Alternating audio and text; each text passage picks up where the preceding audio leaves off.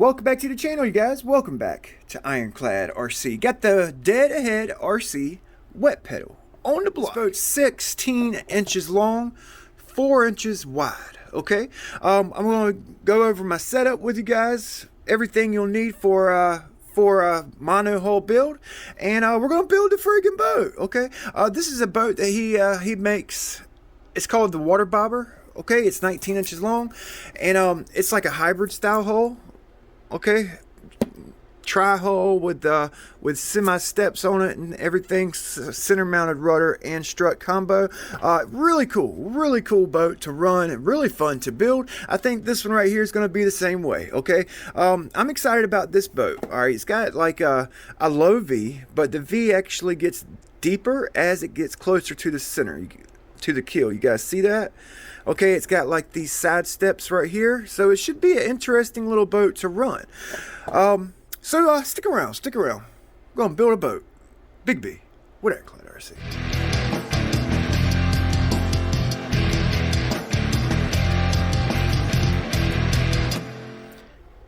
Let's build a freaking boat. So you can get this boat from Dead Ahead RC. I'll include a link in the description. You can get the boat as a bare hull, like you see it here, or you can get the hull and a basic hardware kit. Okay. It also comes with a suggested build plan, which you don't see that a lot when you get a kit version boat. 16 inches long, 4 inches wide. Like I said, it's actually called for like a mid-mounted motor in the boat. You know, it has like suggested trim tab, strut, rudder placement, and kind of gives you like a build plan, build ideas. You know, we may follow the build plan. We may not. I don't know. We'll see. So what I'm using for electronics, okay? I'm going to be using this, basically using what I got.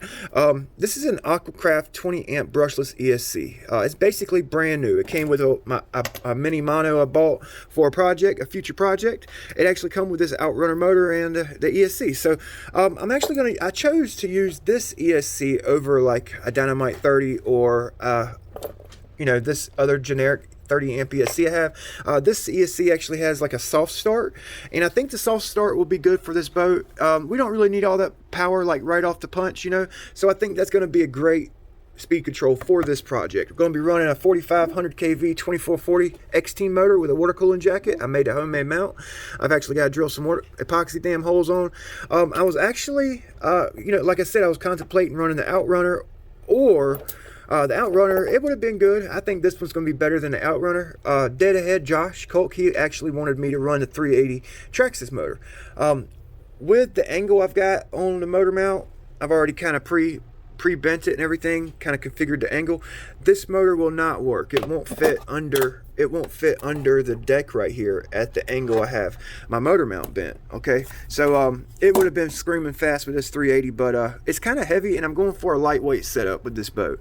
Hence the reason I'm going with the 2440. Now my Miss Geico 17, she would scream with this motor, so it's a good motor. All right, using a micro servo with a STX2. Okay, basic. All right, we got our cooling line, we got our cooling exit. All right, our through-hole grommet right there. We've got our steering clevis here, steering push-pull rod, and the bellow for the through-hole. Okay, that's our steering with the rudder. Okay, we got a little micro rudder. All right, that should work perfect for this boat. We're going to also be using a micro strut. Okay, this is for a 0.98 cable or a 0.130 cable with an 1/8 shaft. All right, we got a 0.130 cable here, step down to an 1/8 shaft. All right, with the corresponding stuffing tube and liner. Okay, he sent these turn fins with the boat. All right, like I guess a small turn fin set and these trim tabs. Okay, we're going to be using those trim tabs. That's what comes with the kit.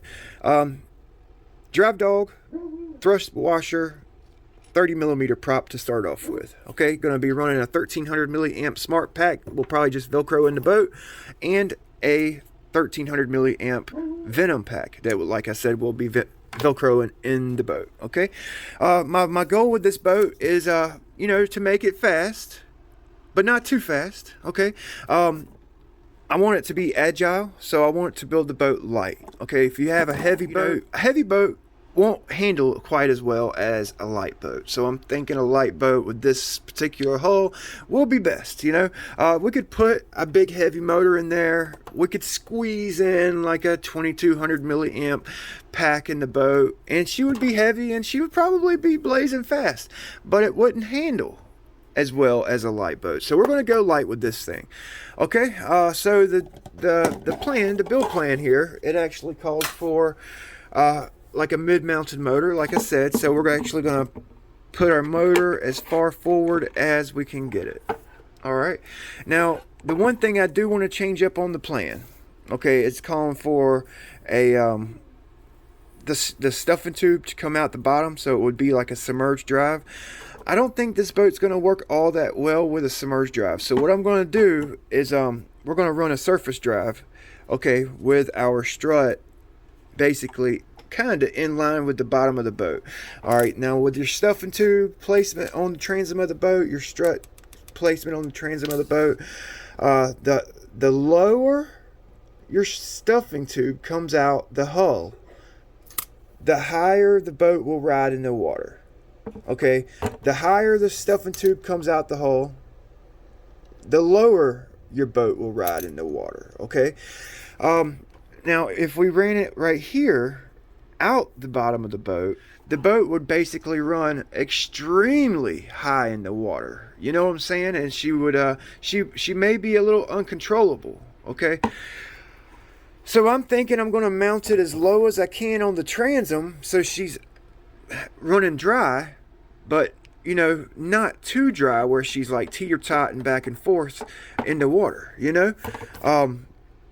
So that's basically the only thing I'm going to change up. I was thinking about running my motor back here, well, not back there, but then that wouldn't give me much room for battery placement. Okay, so we're going to run it forward and put our battery in. Now I'm going to go ahead and load the boat up. We're going to load it up and try to get our CG before we even start putting anything on the boat. We're going to load the boat out. We're going to put a servo kind of where it goes, the motor, the battery, ESC in the boat, and let's see what the CG's like. Okay, so let's go ahead and get that loaded out. All right, guys. So let's start finding our CG. Okay, on a mono hull, your CG is supposed to be 1/3 the boat's length, 1/3 from the transom. So that's 1/3, and that's 1/3. Okay, so you want your CG around right here, right where my hand's at. My fingers are pointing. All right. So on the plans, he's actually got a forward-mounted motor. This motor is actually pretty light. So we're going to run our battery over on the left side.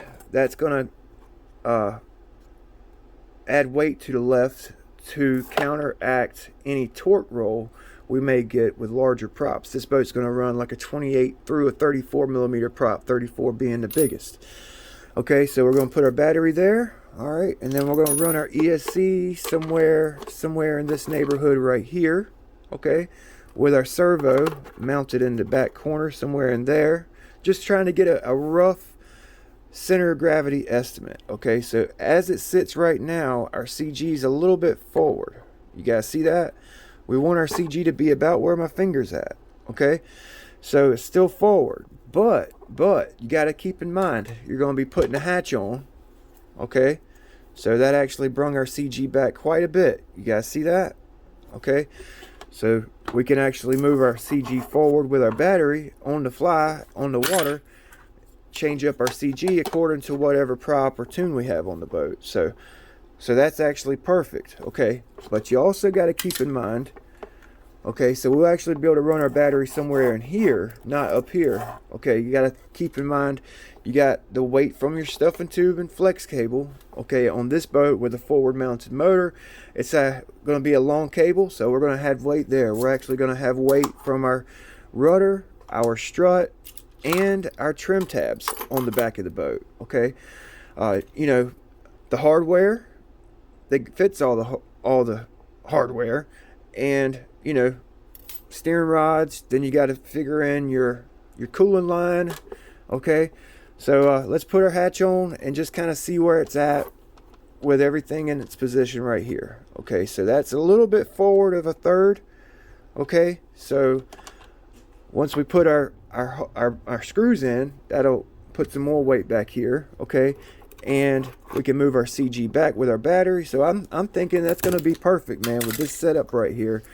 You know, with our motor mounted here, ESC, servo in the corner, battery with Velcro. We can move the CG around with our battery Velcroed in the boat. Okay, so that's my final answer. All right, so now we need to get the fun tack out, which is sticky putty. I'm going to set everything up on the transom, make sure we can fit everything on the transom of the boat, because this is a this boat here, it doesn't have a pencil seam. Okay, it's actually got a top side and a bottom side, and it was he used an adhesive to put it together. So we have to worry with this seam right here, especially when we're putting our trim tabs, turn fins, and rudder and everything on. You know, we got to be able to fit everything out.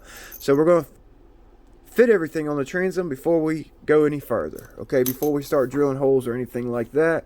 We're actually going to mount the motor, you know, but let's go ahead and figure out the hardware so we get an idea of what we need to do. Use Loctite Fun Tack. Okay, it's like a sticky putty that I use to set up my hardware on my boats before I even build my boat. You know, I just kind of get a feel so I can visually see and kind of have an idea of where and what I need to do to the boat, you know, before I even start drilling holes or anything. You know, you know, this Fun Tack, you can actually pull your hardware, put it back on there, and it's actually really convenient. You know, I use it to, once I have it on there and I know where I want stuff, I'll use it to mark holes, you know, while my hardware is on there. And it's really handy. It's some really handy stuff, man. Loctite Fun Tack. It helps with a boat build. Now, I actually got everything on the boat, and I really, really like this purple and black silver back here. It actually gives it some character. I like the way it looks. So I got my turn fins on. Okay, your turn fins are basically going to be mounted 90 degrees to the bottom of the boat. Okay, the turn fins aid the boat in a turn. All right, we got our strut mounted up. Okay, we need to keep in mind where we're going to be. Our stuffing tube's going to be coming out the hull. Okay, like I said, I think I'm going to mount it a little bit low on the hull so we can get this thing up out the water. I don't want a surface drive or submerged drive. I want a surface drive. All right, now. This boat here, it's got trim tabs. He's actually, what he's done with this trim tab for my particular kit, he actually took a larger trim tab and cut it in half and made 2 out of 1 type deal. And I was like contemplating on whether or not if I should make my own trim tabs for the boat. I like a little smaller set, but I like the purple, and I think I'm going to go with it. So what I might do is actually trim up the top of the trim tab, possibly even trim up the backs and the sides, you know, kind of modify this purple trim tab to work the way I want it to work. Now, the one thing I am worried about with this boat is the rudder. Okay, it's going to be a little bit forward of the propeller, which is good because the propeller is not going to hit the rudder. All right, and the width of these trim tabs is going to be mounted kind of far on out on the transom. Like, what I mean is it's going to be mounted farther from center. If you have a rudder mounted too far from center and if it's too short, okay, if it's a long rudder and you have it mounted way out on your transom, that's okay because it'll actually grip in the water in a turn. With a short rudder, you need it closer to center, you know, close as you possibly can to center. There's no real magic freaking place to put your rudder. It just depends on the hull you're running, the props you're running, the way you have your boat set up. But if you run it too far from center in a left turn, the boat usually banks. Okay, if it banks in a left turn hard, and each hole varies on how much they bank or don't bank in a turn. Now, this boat here probably won't bank too much because it's got these little steps right here, so that should help keep the boat flat. So I'm thinking the shorter rudder should be all right. But if you don't have these little side steps, you have just a regular strake, I know the boat likes to bank. In a left turn, the rudder comes out the water, you lose left turn. Okay, I have a lot of guys like, man, my boat won't turn left, especially like the Sonic Wake. The Sonic Wake V2 has a short rudder. The V1 had a great left turn. The V2 has a big sweeping left turn because the rudder comes out the water in a turn. You feel me? You feel me? And you know, the deeper the hull, the deeper the V is on the hull, the more it's going to come out the water. Hence the reason why we have the trim tabs. Okay, so setting up the rudder on this boat is going to be detrimental. We're probably going to have to notch the trim tab corner right here so we can get this rudder closer to center. Alright, there's a lot to consider on a fresh boat build. A lot to consider. And I'm trying to kind of hit base on everything. Now our trim tabs, you don't want your trim tabs, like, see how close this one is to the strut? Okay, so what's going to happen is when water hits this trim tab, it's actually going to deflect off the trim tab. The water's going to be pushed down, away from the propeller. So what we're going to do is, more than likely, when we're starting the trim tab placement, we'll probably end up cutting a line right here, so that water doesn't deflect off the trim tab away from the propeller. Alright, so, you know, Josh, deadaheadrc, he recommended the submerged drive, and I kind of see why he recommended the submerged drive with this configuration on this hardware. You know, I kind of see why he went with a submerged drive, but I really think it's going to be good with a surface drive. I really do, and I hope, you know, I don't mess it up here, you know, because deviating from a plan on any certain hull, you know, you gotta really do some thinking and pondering. This is basically why I haven't built this boat yet. I've been thinking about it. You know, I'm always thinking, and you know, I don't like just jumping right into a build. I like to look at the boat, feel the boat out, stick the hardware on there, and feel out the boat. Like, hell, I've put this boat in the water, in the pool, and pushed it across the pool just to see how the boat floats and acts in a straight line. Alright, so I've actually got my motor off the motor mount. I drilled some epoxy dam holes, so when we epoxy it onto the hull, epoxy will run through these holes, kind of lock her in place, you know. So we're going to go ahead and get them. I like to mount my motor first. You know, I find center on my motor, mount it up, and then I bend and meet up my stuffing tube to the motor. Okay, some guys actually like to drill the hole in the transom, run their stuffing tube, mount the motor according to where the stuffing tube bend is and where to, you know, but I'm gonna mount my motor first. That's just how I like to do it. Everybody's different. There's not a dedicated way to build a boat, you know. You could do it how you want to. I'm gonna do mine, mounted my motor first. We'll mount the strut, and then we'll kind of work our way out on the transom with our trim tabs and turn fins, rudder.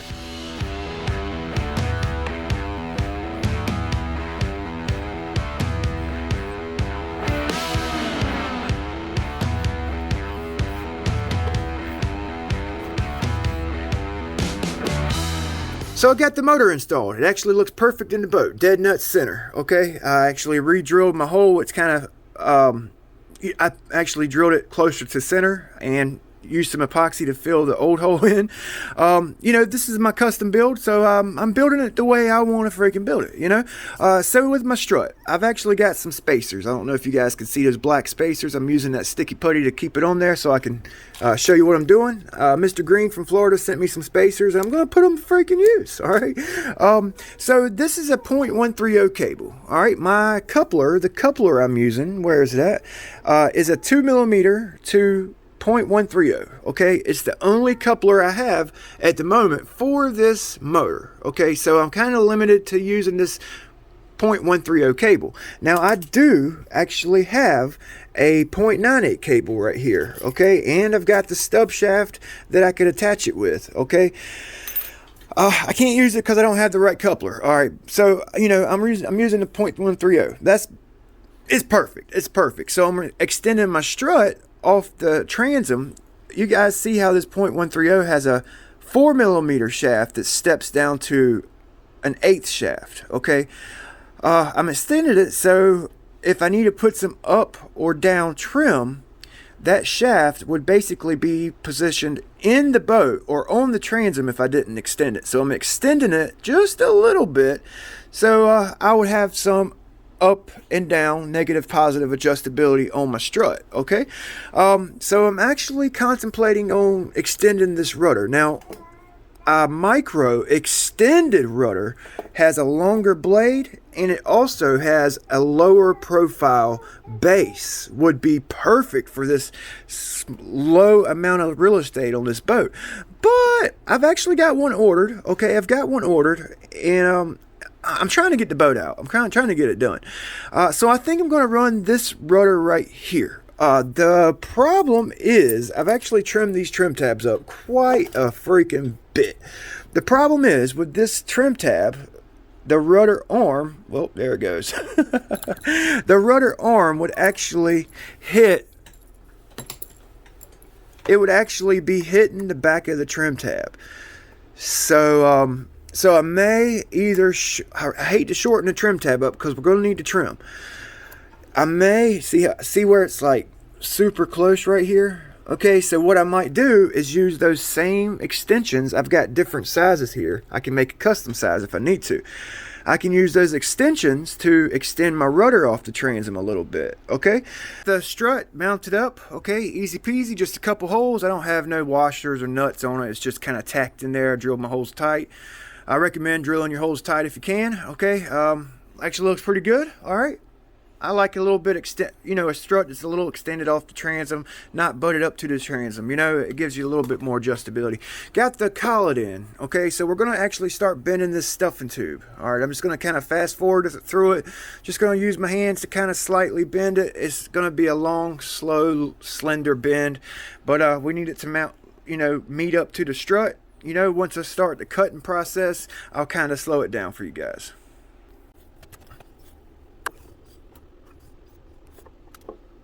I like to actually put my cable in my stuffing tube so I can like meet it up to the collet. Okay, that'll give you a good accurate measurement, let you know you're on the right track, and you got your bend right. Okay, so you see how it's not meeting up to my stuffing tube. Like you see how it's the motor's at one angle and then my stuffing tube's at another angle. So we actually need to get a little bit more bend closer to the end right here so that we have a nice transition, I also like to keep my cable in my stuffing tube when I'm putting hard bends in it so you don't keep it, especially with this cheap China brass stuffing tube. It's really thin and it tends to bend easy. So we're going to try to get a bend right on the end here.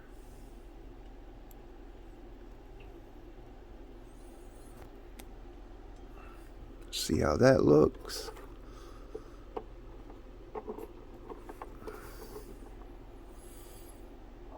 Okay, so that's starting to look more like it there. You guys see that?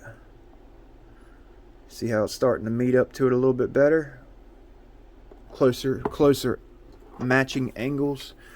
So I'm just going to put a little bit more bend about right here.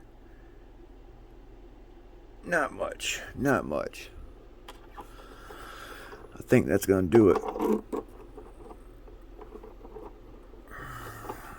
You got to try to look at it at a couple of different angles, you know what I mean? This is one thing you don't want to get wrong. If you get this wrong and you got a cable that's rubbing on the side of your stuffing tube, it's going to cause a lot of heat, prematurely wear your cable, your stuffing tube, give you a lot of problems. So this needs to be done right.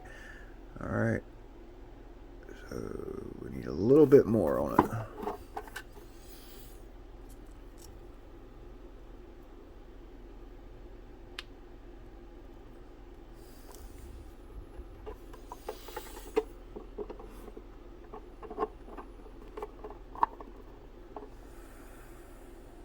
There we go. That's her. You guys see how it met up to the angle of the motor? Alright. So what we're going to do, we're going to make a stuffing tube retainer right here so this thing's not whapping around when we're underway. But we're going to do that later. Right now we're just going to epoxy it into the transom. Okay, just a little dab of epoxy right there, and I'm going to let you guys go. But first we need to figure out how long we need to cut the stuffing tube. So what I'm going to do is I'm actually going to, you don't want a lot of gap right here. Like you don't want to run that much gap on your especially with a collet like this, you can run the darn stuffing tube right up to your freaking collet. You know what I mean? I mean, like right there. The bigger the gap, the more chances you'll have of twisting your cable, and it will twist. Even with these little motors, you get something hung up in the prop, the motor's still spinning, especially low kV motors. High kV motors, not so much, but you don't want a big gap. You want about something like that, you know? So let me get a marker.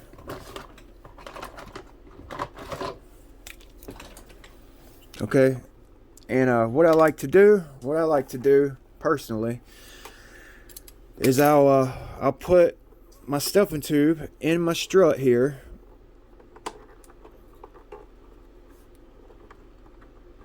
because it only goes so far. Okay, so we got that in the strut. Go mark it, pull it out the strut, and then measure that. Okay. So about 12 millimeters, okay? And we're going to measure about how far this is from the transom. Okay, so 12. So 12, which is basically this, and that is what we need to stick out the transom. I'm going to cut mine long because I can always cut it off later. Alright, so I'm going to cut mine a little bit long because I am human. Alright, and we're going to cut it with a pipe cutter. Easy peasy. Alright, we're going to take the liner out. Okay.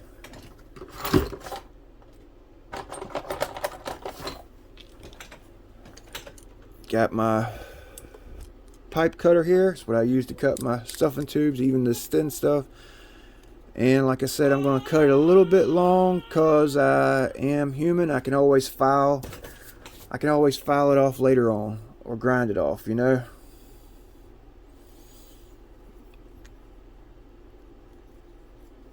Let's put it in the boat here.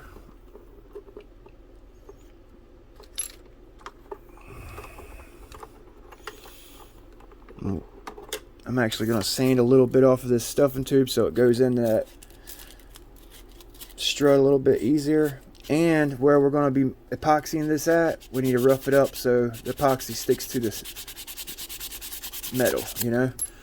Just kind of rough it up a little. Easy, easy. Let's put our strut in. So what I'm going to do with my boat, I'm going to start off with like a negative neutral position. Well, neutral, I guess, not negative. Neutral, and then we can slowly kind of bend that little bit of stuffing tube right there up or down as needed. You know, that's why I basically went with the extended strut opposed to a strut that's like right up onto the boat. You know what I'm saying? So I got it cut to length here. I got it in my strut. It's actually got me a little gap right there. Everything looks freaking boss. Okay, so what we're going to do is mix up some of that Bob Smith epoxy and epoxy it in with the strut in its neutral position. Alright, so I'm going to go ahead and get that mixed up, and we'll fast forward through the process. I'll show you what it looks like when it's freaking done.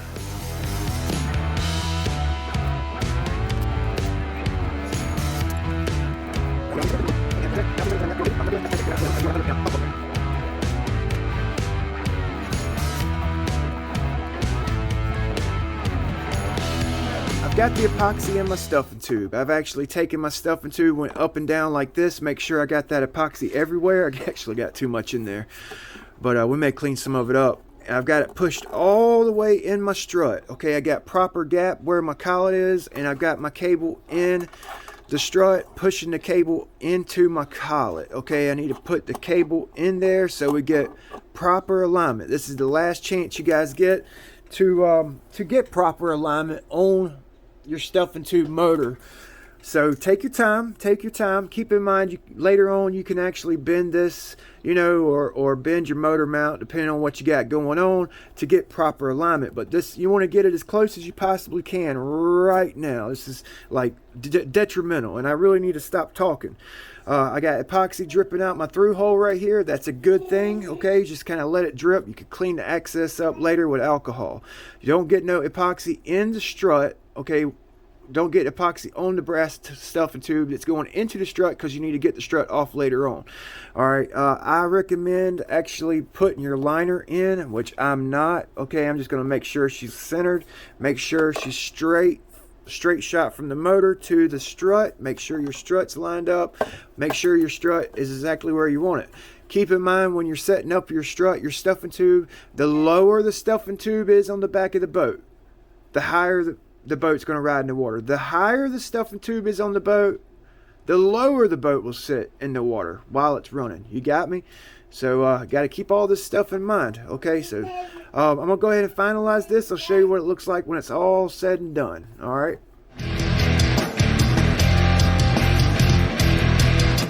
Boom! All right, it's the next day. I've actually I reset up my transom so you guys can see what it looks like before I let you go. Okay, the stuffing tube, that one application of epoxy back here actually did the trick. We got a nice alignment to the stuffing tube. Once we put our stuffing tube retainer in to keep the stuffing tube from like wrapping around, our alignment will be perfect. All right, all we got to do is basically lift that stuffing tube up. We'll have a nice alignment to the motor. I actually put this motor in a place where I can in the angle of my motor, if this strut configuration right here doesn't work out, I can always run the stuffing tube out from under the boat. Okay, like my water bobber build, it called for a submerged drive, and I made it a submerged drive, but we were thinking maybe the surface drive would work better.